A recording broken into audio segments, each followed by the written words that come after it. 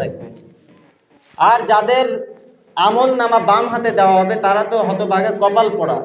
তারা বলবে, ইয়া রব্বুল আলামিন, আজকে যদি আমাদের আমল নামা মোটে নাই দেওয়া হতো, যদি আমাদের হিসাব যদি নাই নেওয়া হতো, এভাবে আফসোস করতে থাকবে। কাল কিয়ামতের ময়দানে কেমন অবস্থা হবে?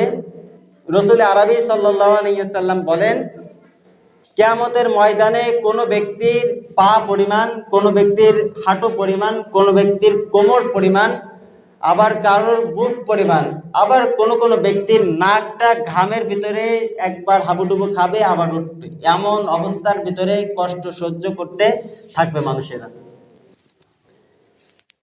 ইসরাফিল আলাইহিস সালাম যখন কিয়ামতের সময় আসবে, আল্লাহ পাক রব্বুল আলামিনের আদেশে 3টা ফুঁক দিবেন। প্রথম ফুঁক যখন দিবেন তখন সমস্ত আসমান জমিন পাহাড় পর্বত গাছপালা সব কিছু ভেঙে যাবে, ধ্বংস হয়ে যাবে। আল্লাহ তাআলা যখন দ্বিতীয় ফুঁকের আদেশ দিবেন, দ্বিতীয় ফুঁক দেওয়ার সঙ্গে সঙ্গে সমস্ত মানুষ বেহুশ হয়ে যাবে, ইন্তেকাল করবে। তারপরে যখন তৃতীয় ফু দেবে তখন সমস্ত মানুষ নিজেদেরকে কিয়ামতের ময়দানে উপস্থিত দেখতে পাবে। তো কিয়ামতের ময়দানে অবস্থা কেমন হবে? বুখারী শরীফের 4712 নম্বর হাদিসের বর্ণনা, রাসূল আরবি সাল্লাল্লাহু আলাইহি সাল্লামকে উতিয়া ইলান নবী সাল্লাল্লাহু আলাইহি সাল্লাম বিল লাহমি, হাদিসের ভিতরে আসছে যে রাসূল সাল্লাল্লাহু আলাইহি সাল্লামকে খাওয়ার জন্য বিল লাহমি, গোশত দেওয়া হলো। কি দেওয়া হলো? গোশত দেওয়া হলো। ফারুফিয়া ইলা দিরা, রাসূল সাল্লাল্লাহু আলাইহি সাল্লামকে গোশতের মানে ছাগলের সামনের রানের অংশ দেওয়া হলো খাওয়ার জন্য। ওয়াকানা তুজিবুহু, রাসূল সাল্লাল্লাহু আলাইহি সাল্লাম রানের গোশত খাইতে পছন্দ করতেন। তো এক সাহাবীর তাকে রাসূল সাল্লাল্লাহু আলাইহি সাল্লামকে এই গোশতের সামনের রানের অংশ দেওয়া হলো। তো যখন রাসূল সাল্লাল্লাহু আলাইহি সাল্লাম খাইতেছেন, ফানাহাসা মিনহা নাহশাতান, রাসূল সাল্লাল্লাহু আলাইহি সাল্লাম এইভাবে ধরে খাচ্ছেন, এক কামড় দেওয়ার পরে এভাবেই ধরে আছেন। তখন উপস্থিত লোকদেরকে বলতেছেন, আনা সাইয়্যিদুন নাস ইয়াউমাল কিয়ামা, কাল কিয়ামতের ময়দানে আমি সমস্ত মানুষের সর্দার হব। কি হব? কাল কিয়ামতের ময়দানে সমস্ত মানুষের সর্দার আল্লাহ আমাকেই বানাবেন। তো সাহাবায়ে কিরাম অবাক দৃষ্টিতে তাকিয়ে আছে রাসূল সাল্লাল্লাহু আলাইহি সাল্লামের দিকে। তো রাসূল সাল্লাল্লাহু আলাইহি সাল্লাম বলতেছেন, হাল তাদরুনা মিম্মা যাক, তোমরা কি জানো যে কিয়ামত দিবস কি? তখন সাহাবায়ে কিরাম বলতেছে যে আল্লাহ এবং তার রাসূলই ভালো জানে। তখন রাসূল আরবি সাল্লাল্লাহু আলাইহি সাল্লাম বলে উঠলেন, ইয়াজমাউল্লাহুন নাসাল আউয়ালিন ওয়াল আখিরিন, কাল কিয়ামতের ময়দানে আল্লাহ পাক রব্বুল আলামিন পৃথিবীর পূর্বাপর আমাদের আগে যে সমস্ত মানুষজন ইন্তেকাল করেছে এবং আমাদের পরে যে সমস্ত মানুষ কিয়ামত পর্যন্ত আসবে, এই সমস্ত মানুষকে আল্লাহ তাআলা একত্র করবেন ফি সাঈদিন ওয়াহিদ, একটা মাঠের ভিতরে একটা তাঁবুর নিচে। কি করবেন? সবাই আমরা একত্রিত হব। কাল কিয়ামতের ময়দানে অবস্থা কেমন হবে? মানুষ এতটা কষ্ট নির্যাতন সইতে থাকবে যে হাদিসের ভিতরে আসছে, কোনো ব্যক্তির মাথার উপরে সূর্যটাই আধা বিঘা বা আধা হাত উপরে থাকবে, মাথার গেলুগুলো টকবক টকবক করে জাল হইতে থাকবে। এমন পরিস্থিতি সবাই কাটাতে থাকবে যে ইয়াবলুগুন নাসা মিনাল গাম্মি ওয়াল কারাবি মা লা ইউতিকুন, মানুষ এমন কষ্ট পেরেশানি ভিতরে থাকবে যা সহ্য করার ক্ষমতা কারোর থাকবে না। এমন সময় এই যে যারা অপরাধী, যাদেরকে এই আযাব দেওয়া হবে, এই মানুষদের মধ্য থেকে 2টা দল হয়ে যাবে। 2টা দল হওয়ার পরে এক দল আরেক দলকে বলবে, আলা তারাউনা মা নাহনু ফি, হে ব্যক্তিরা, তোমরা কি দেখতেছো না যে আমরা কোন অবস্থার মধ্যে আছি, যে আমরা এত কষ্ট সহ্য করতেছি, তোমরা কি দেখতে পাচ্ছ না? একদল আরেক দলকে জিজ্ঞাসা করবে। তখন এইভাবে কথোপকথন করবে। এমন সময় কেউ কেউ বলে উঠবে যে চলো আমাদের এই কষ্ট যদি লাঘব করতে হয় তাহলে আমরা আমাদের আদি পিতা আদম আলাইহিস সালামের কাছে যাই। তার কাছে গেলে হয়তো তিনি তো প্রথম নবী, প্রথম মানুষ, তিনি হয়তো আমাদের জন্য সুপারিশ করবেন। তিনি সুপারিশ করলে হয়তো আল্লাহ পাক রব্বুল আলামিন আমাদেরকে এই কষ্ট থেকে একটু লাঘব দান করবেন। রাসূল আরবি সাল্লাল্লাহু আলাইহি সাল্লাম বলেন, সমস্ত মানুষ একত্রিত হয়ে আদম আলাইহিস সালামের কাছে যাবে। আদম আলাইহিস সালামের কাছে যাওয়ার পরে আদম আলাইহিস সালামকে সমস্ত মানুষ ডাক দিয়ে বলবে, আনতা আদম আনতা আবুনা, হে আদম, আপনি তো আদম, আপনি আমাদের পিতা। আনতা নবিউল্লাহ, আপনি আল্লাহ তাআলার নবী।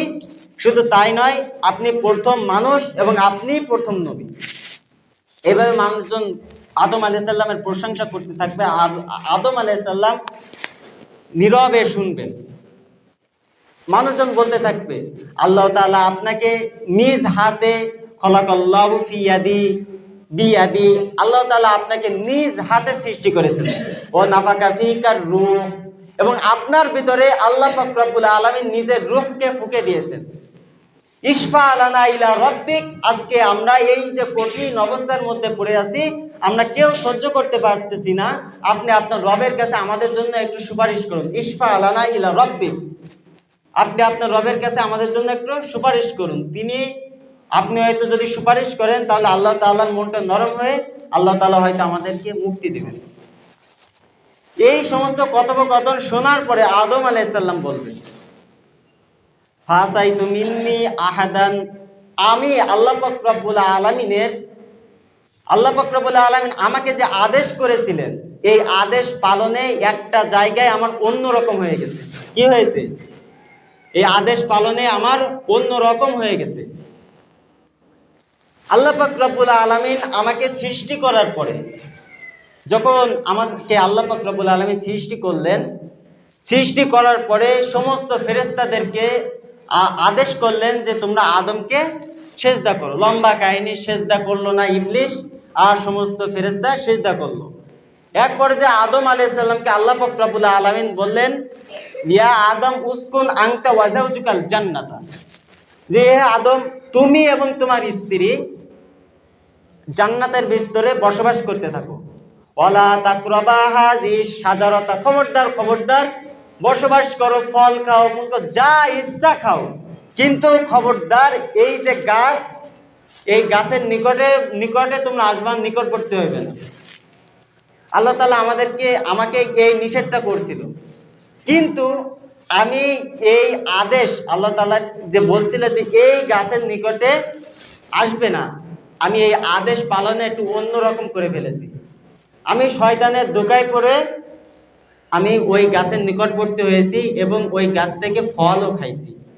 তো আজকে আল্লাহ তাআলা যদি আমাকে বলে যে আদম, তোমাকে আমি আদেশ করেছিলাম যে তুমি এই গাছের নিকটবর্তী হইবা না, কিন্তু তুমি আমার আদেশ মানো নাই।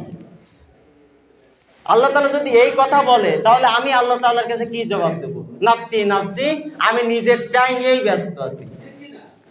চলে যাও, চলে যাও, তোমরা চলে যাও। ইজহাব ইলা গায়রিক ইজহাব ইলা নূহ।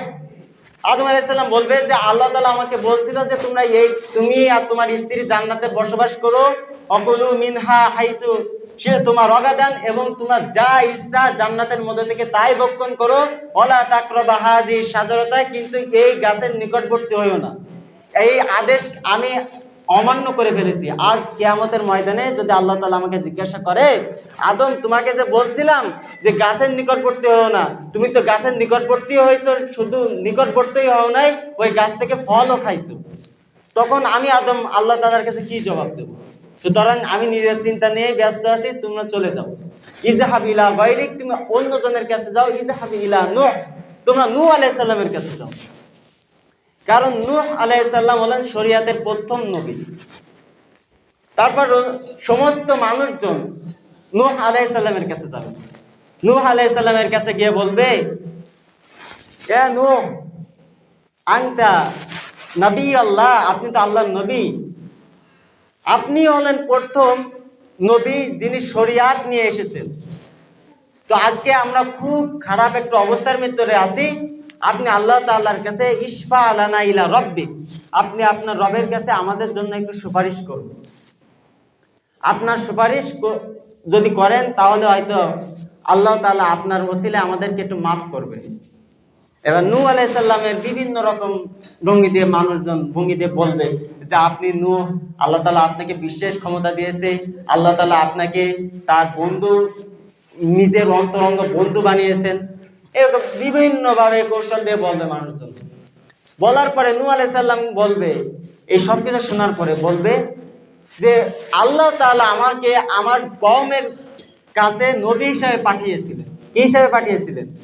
নবী হিসাবে পাঠিয়েছিলেন। আর আমাকে এমন একটা দুয়ার অধিকারী বানিয়েছিলেন, সমস্ত নবীদেরকে একটা দুয়ার অধিকারী বানাইছিলেন, যে দোয়াটা করা মাত্রই সেটা কবুল হবে, তাই সে যে দোয়াই হোক। তো আমি ৯৫০ বছর পর্যন্ত আমি আমার কওমকে এই ইসলামের দাওয়াত দিলাম। দেওয়ার পরেও ৯৫০ বছর পর দাওয়াত দেওয়ার পরেও কেউ আমার কথা শুনলো না, অল্প কিছু লোক ব্যতীত। তো যখন কেউ শুনলো না, উল্টো আমার উপর জুলুম নির্যাতন শুরু করলো, তখন আমি আল্লাহকে বললাম যে আল্লাহ, এই জাতি তো আমার কথা শুনতেছে না, আপনার ইসলাম তো মানেই না, তো এই জাতিদের রেখে আর লাভ নেই, সব জাতিকে আপনি ধ্বংস করে দেন। আর এদের যে সন্তানাদি হবে, যদি ধ্বংস না করেন তারাও আপনার অস্বীকার করবে, তারাও জুলুমকারীদের অন্তর্ভুক্ত হবে, আপনি এদেরকে ধ্বংস করে দিন। তো আল্লাহ পাক রব্বুল আলামিন আমার এই আদেশে প্লাবন দিলেন, প্লাবন দিয়ে সমস্ত মানুষকে মেরে শেষ করে ফেললেন, দুনিয়া সাফ করে ফেললেন। তো নূহ আলাইহিস সালাম বলবে, যদি আল্লাহ তাআলা আমাকে বলে, প্রশ্ন করে, নূহ, আমি তোমাকে একটা দুয়ার পাওয়ার দিছিলাম, যে দোয়াটা তুমি করলে সেটা কবুল হয়ে যাবে, কিন্তু আজকে তুমি সেই দোয়াটা তুমি তোমার কওমের বিরুদ্ধে করে ফেলেছো, আমার বান্দার বিরুদ্ধে করেছো। এই কথাটা যদি নূহ আলাইহিস সালাম বলতেছে, এই কথাটা যদি আল্লাহ আমার কাছে জিজ্ঞাসা করে যে তোমাকে একটা দোয়ার অধিকারী বানাইছিলাম, যে দোয়া করার মাত্রই সেটা কবুল হবে, কিন্তু সেই দোয়াটা তুমি তোমার কওমের বিরুদ্ধে করে ফেললে, এই কথা যদি আল্লাহ তাআলা আমাকে জিজ্ঞাসা করে, তখন আমি কি জবাব দেব? নাফসি নাফসি, আমি নিজের চিন্তা নিয়েই ব্যস্ত। সুতরাং তুমি আমার কাছে এসে আর সুপারিশ পাওয়ার জন্য আরজি করা লাগবে না।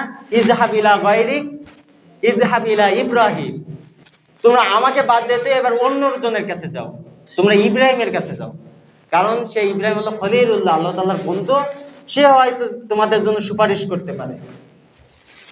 তারপরে সমস্ত মানুষজন ইব্রাহিম আলাইহিস সালামের কাছে যাবে। ইব্রাহিম আলাইহিস সালামের কাছে গিয়ে বলবে, ইয়া ইব্রাহিম আনতা নবিয়ুল্লাহ আনতা খলিলুল্লাহ, হে ইব্রাহিম, আপনি আল্লাহর নবী, আপনি আল্লাহর বন্ধু, আল্লাহ তাআলা আপনাকে বিশেষ একটা বান্দার উপাধি দিয়েছিলেন। তো আজকে আমরা এক কঠিন অবস্থার মধ্যে পড়ে আছি, আপনি আল্লাহ তাআলার কাছে আমাদের জন্য একটু সুপারিশ করুন। ইশফা লানা ইলা রব্বিক, আপনি আপনার রবের কাছে একটু আমাদের জন্য সুপারিশ করুন। আপনি সুপারিশ করলে আল্লাহ পাক রব্বুল আলামিন হয়তো আপনার সুপারিশের মাধ্যমে আমাদেরকে এই আযাব কষ্ট থেকে পরিত্রাণ দেবেন। এবার ইব্রাহিম আলাইহিস সালাম বলবেন যে তোমরা তো আমার কাছে সুপারিশের জন্য আসছো, কিন্তু আমি পৃথিবীতে বেঁচে থাকাকালীন আমার কাছ থেকে তিনটা জিনিস আল্লাহ পাক রব্বুল আলামিনের ইবাদতের একটু অন্যরকম হয়ে গেছিল। তিনটা জিনিস আমি মিথ্যা বলেছি, মিথ্যা বলা যাবে না, আল্লাহ তাআলার ক্ষেত্রে আমি অন্যরকম করে ফেলেছি, আল্লাহ তাআলার হুকুম পালনে আমি অন্যরকম করে ফেলেছি, নবীদের সামনে মিথ্যা বলা যাবে না। এক নম্বর, যে যখন আমার কওমের লোকেরা মূর্তি পূজার জন্য আমাকে বাজারে ডাকলো, যে চলো বাজারে চলো, মেলায় চলো, আমাদের সাথে মূর্তি পূজা করবে, তখন আমি ইব্রাহিম তাদের সাথে যাই নাই। আমি তাদেরকে বললাম, আনা সকিম আনা দয়িম, আমি অসুস্থ, আমি যাব না, তোমরা যাও। লোকেরা আমাকে ডাকছিল তাদের মেলায় নিয়ে যাওয়ার জন্য, কিন্তু আমি কি বলছি? আমি অসুস্থ, আমি তোমাদের সাথে যাব না, তোমরা চলে যাও। তারপর লোকেরা চলে গেল। এই যে বলছি যে আমি অসুস্থ, আনা দয়িম, আমি অসুস্থ, আমি তো তখন অসুস্থ ছিলাম না, এই একটা মিথ্যা। দ্বিতীয়, যখন লোকেরা সমস্ত মানুষজন বাজার থেকে ফিরে আসলো, যখন সমস্ত লোক চলে গেল, তখন আমি ভাবলাম যে এরা যে মূর্তি পূজা করে, এই সবগুলো মূর্তিকে আমি ভেঙে লুট করে ফেলবো, ভেঙে চুরে ফেলবো। তখন আমি সব মূর্তিগুলোকে ভাঙলাম, ভেঙে সব থেকে বড় যে মূর্তি, ওই মূর্তির গলায় কুড়ালটা ঝোলাই দিলাম। তারপর লোকেরা যখন বাজার থেকে ফিরে আসলো, এসে দেখলো যে আমাদের মূর্তির সবগুলোর তো একটা কান নেই, একটা হাত নেই, একটা নাক নেই, সব ভাঙাচোরা। তো একজন আরেকজনকে বলা বলি করতে লাগলো যে ইব্রাহিম নামে একটা ছেলে আছে যে আমাদের দেবদেবীকে অস্বীকার করে, আমাদের সন্দেহ হয় যে ইব্রাহিম হয়তো এই কাজটা করেছে। তারপর লোকেরা যখন আমাকে জিজ্ঞাসা করলো যে এই ইব্রাহিম তুমি কি এটা করেছো, তখন আমি তাদেরকে বলেছিলাম যে না, আমি করি নাই। এইখানে যে সমস্ত দেবদেবী আছে, এখানে যারা আছে, এদের মধ্য থেকে সব থেকে বড়টা যে সেই করেছে, তার কাছে জিজ্ঞাসা করো। বুঝছেন? আমি করি নাই, এখানে যারা আছে এদের মধ্য থেকে যে বড় তা সেই করেছে, তাকে জিজ্ঞাসা করো। এবার লোকেরা তো অবাক হয়ে গেল, বলতেছে যে ইব্রাহিম আমাদের মূর্তি কি তোমার কথা বলতে পারে? আমাদের মূর্তি তো কথা বলতে পারে না, সুতরাং তুমিই করেছো এটা। তো লম্বা কাহিনী। তো এই যে দুইটা, একটা হচ্ছে লোকেরা আমাকে মেলায়, মুশরিকরা আমাকে মেলায় ডাকছিল, কিন্তু আমি যাব না বলে আমি তাদেরকে বলেছিলাম যে আমি অসুস্থ, এই একটা মিথ্যা। আর দ্বিতীয়টা যে সমস্ত লোক যখন এসে দেখলো যে তাদের মূর্তিগুলো ভাঙা, তো আমি তখন বলেছিলাম যে আমি ভাঙি নাই, অথচ আমি ভেঙেছি, এখানে যারা আছে এদের মধ্যে থেকে সব থেকে বড়টা ভাঙছে। এলো দুইটা, 2 নম্বর। 3 নম্বর, মিশরের একটা রাজা ছিল, সেই রাজার একটা বদ অভ্যাস ছিল যে যখনই মিশরের মেন গেট দিয়ে কোনো অপরিচিত রমণী প্রবেশ করত, তখন ওই রাজার কু অভ্যাস ছিল যে ওই রমণীর সাথে এরকম মেলামেশা করা। তো যখন আমি মিশরের পথ দিয়ে গমন করলাম, তখন আমি আমার স্ত্রীকে বলেছিলাম যে যখন রাজার সৈন্যবাহিনী এসে তোমাকে জিজ্ঞাসা করবে, তখন তুমি বলবা যে আমার ভাই হয়। ইব্রাহিম আলাইহিস সালামের স্ত্রী ইব্রাহিমকে কি বলবে? যে আমার ভাই হয়। তো অনুরূপভাবে যখন মিশরের রাজার সৈনিকেরা আমাদেরকে ধরলো, তখন আমার স্ত্রী বলেছিল যে আমার ভাই হয়। এই যে আমি 3 নম্বর, যে আমি আমার স্ত্রীকে বলেছিলাম যে আমার এই নিয়ে আমার ভাই হয়, এই 3টা আমি মিথ্যা। আমি তার কাছে, নবী ইব্রাহিমের কাছে মনে হবে যে এই 3টা আমি মিথ্যা বলেছিলাম, কিন্তু মুফাসসিরে কিরামগণ বলেন যে নবী ইব্রাহিমের যে 3টা কথা, যে প্রথমে বাজারে যাওয়ার কথা বলছে, তিনি বলছে যাইবে না বললে আমি অসুস্থ, এই কথাটা সহি আছে, সঠিক আছে। কারণ একজন মুসলমান তাকে বাজারে গিয়ে মুশরিকদের সাথে মিলে আল্লাহ তাআলার সাথে শিরিক করবে, এটা অন্তরের একটা ব্যাধি, এটা একটা কষ্টের ব্যাপার না? সুতরাং ইব্রাহিম আলাইহিস সালামের এই কথাটাও যুক্তিসঙ্গত আছে। দ্বিতীয় কথা, যে ইব্রাহিম আলাইহিস সালাম বলছিল যে আমি মূর্তিদেরকে ভাঙি নাই, এইখানে যারা আছে এদের মধ্যে থেকে সব থেকে বড় যেটা সেই ভাঙছে, এই কথাটাও সত্য। কারণ ওইখানে যে মূর্তি আছে তারা তো কেউ কথা বলতে পারে না। কথা বলতে পারে? বলেন, কথা বলতে পারে? কেউ কথা বলতে পারে না। আর যে সমস্ত মানুষ আছে তারাও নির্বোধ, কারণ যদি তারা চালাক হতো, যদি তারা বুদ্ধিমান হতো, তাহলে তারা মূর্তি পূজা করতো না। সুতরাং ওইখানে যারা আছে, ইব্রাহিম আলাইহিস সালামই সর্বশ্রেষ্ঠ বড়, যিনি আল্লাহকে বিশ্বাস করে, মূর্তি পূজা করে না। সুতরাং এইখানে যারা আছে, এইখানের সব থেকে বড়টা মানে এই ইব্রাহিমই ভেঙেছে। সুতরাং ইব্রাহিম আলাইহিস সালাম এই কথাটাও কি সহি আছে।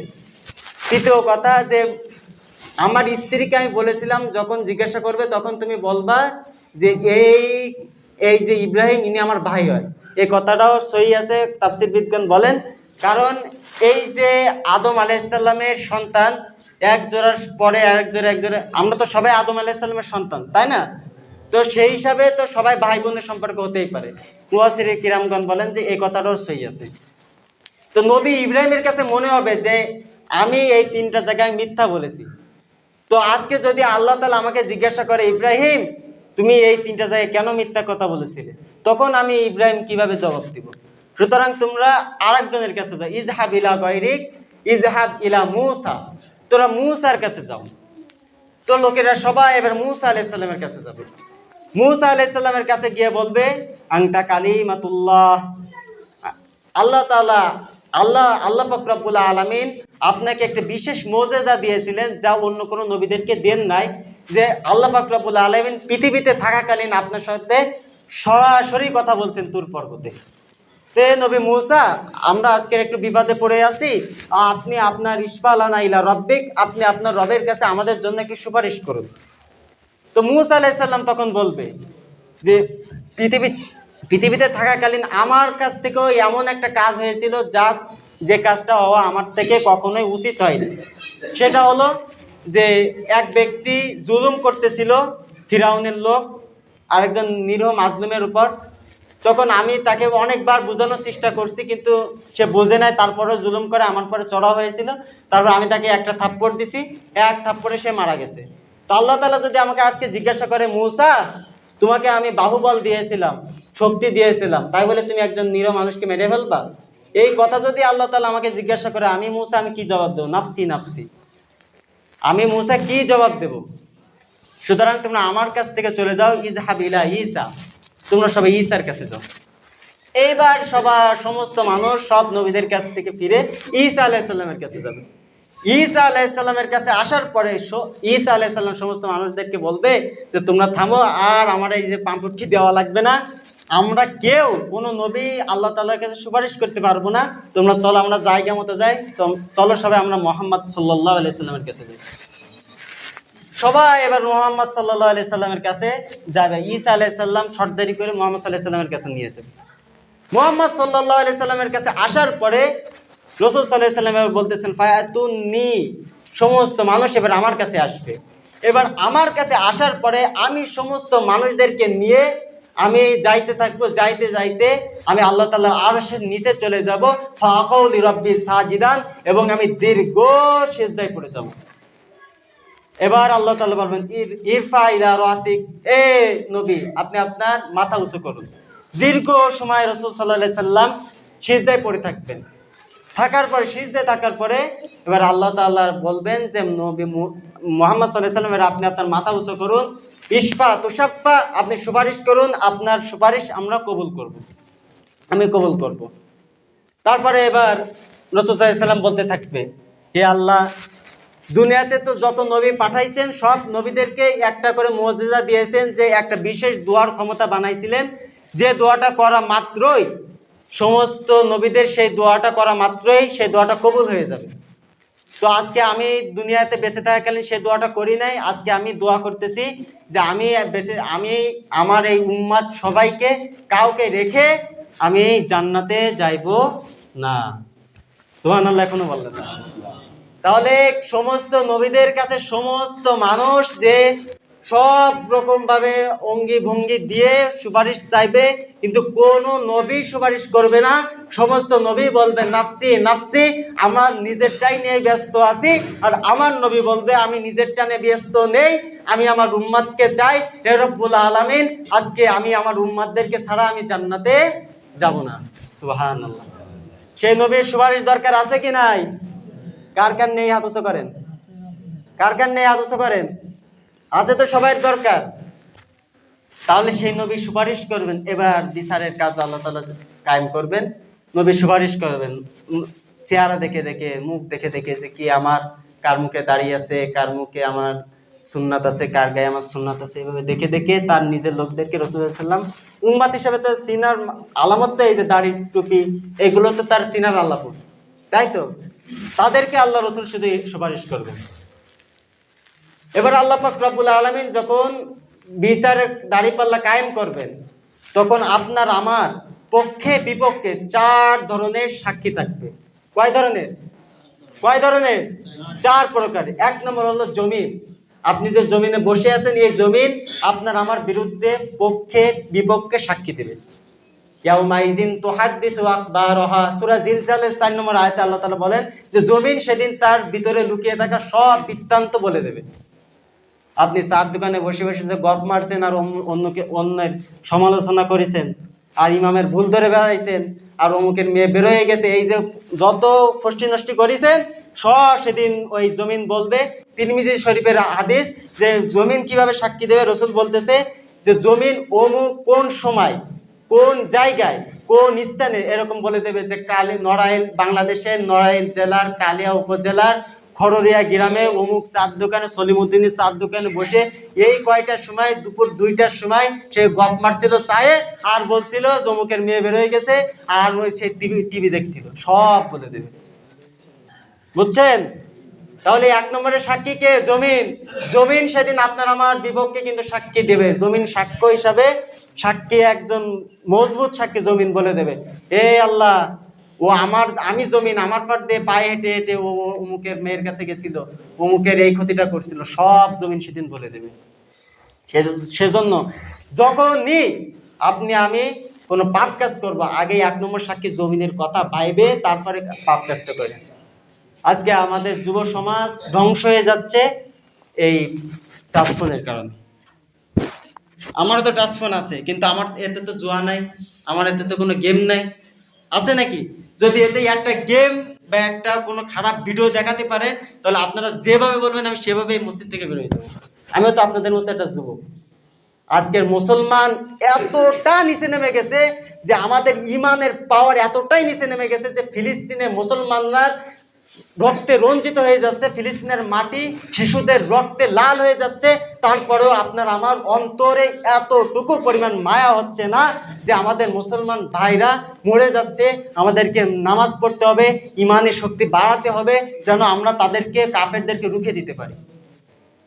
আমি আজকে 16 বছর 18 বছর 20 বছরের যুবক, টাকরা যুবক, আজকে আমি এই 16,000 20,000 30,000 ফোনের কাছে বিক্রি হয়ে যাচ্ছি, নিজের ইমানিয়াতকে বিক্রি করে দিচ্ছি আমেরিকার কাছে। যে আমেরিকা মুসলমানের শত্রু, ইসলামের শত্রু, নবীর শত্রু, আল্লাহর শত্রু, কিয়ামত পর্যন্ত এরা শত্রুই থাকবে। এই আমেরিকা ইসলামের ইতিহাসে কখনোই মুসলমানদের ভালো চায় নাই। উসমানীয় সাম্রাজ্য 650 বছর রাজত্ব করছে, তারপরেও সর্বশেষ তালাত পাশা, জালাল পাশা, এই 2 পাশা এই আমেরিকার সাথে সন্ধি করেছিল ক্ষমতার লোভে। এই আমেরিকায় গণতন্ত্রের বীজ তাদের মনের ভিতরে ঢুকাই দিয়ে এই সমস্ত এই যে 650 বছরের গৌরব মাখা উসমানীয় সাম্রাজ্যকে শেষ করেছিল এই আমেরিকা।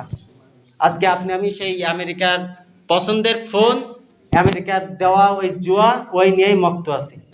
আল্লাহ পাক রব্বুল আলামিন আমাদের সবাইকে, আমাদের সব যুবক ভাইদেরকে এই জুয়া, এই মদ, গাঞ্জা, ফেন্সিডিল এসব থেকে বিরত রাখুক, আমিন। যারা যারা আমিন বলেননি তাদের আরো মনে হয় খাওয়ার ইচ্ছা আছে, খাওয়ার ইচ্ছা আছে নাকি? আল্লাহ তাআলা আমাদের সব যুবক ভাইদেরকে নামাজি করুক, আমাদের সব যুবক ভাইদেরকে জুয়া ছাড়ার তৌফিক দান করুক। যাই হোক, লম্বা সময় আর নেব না। তো আজকের 14ই ফেব্রুয়ারি ভালোবাসা দিবস নাকি? আজকে 14ই ফেব্রুয়ারি ভালোবাসা দিবস, দিনে আর রাতে হলো শবে বরাত, তাই তো? এই শবে বরাত সম্পর্কে বহু আলোচনা হবে মাগরিবের পরে। এই শবে বরাত সম্পর্কে গুরুত্বপূর্ণ আলোচনা হবে মাগরিবের পরে। আপনারা সবাই মসজিদে মাগরিবের নামাজ পড়বেন এবং নামাজের পরে কিছু আমলের কথা বলা হবে, সবাই শুনবেন খেয়াল করে। আল্লাহ পাক রব্বুল আলামিন আমাদের সবাইকে তৌফিক দান করুক। যারা সুন্নাত পড়েন নাই 4 রাকাত কবলে সুন্নাত পড়েন।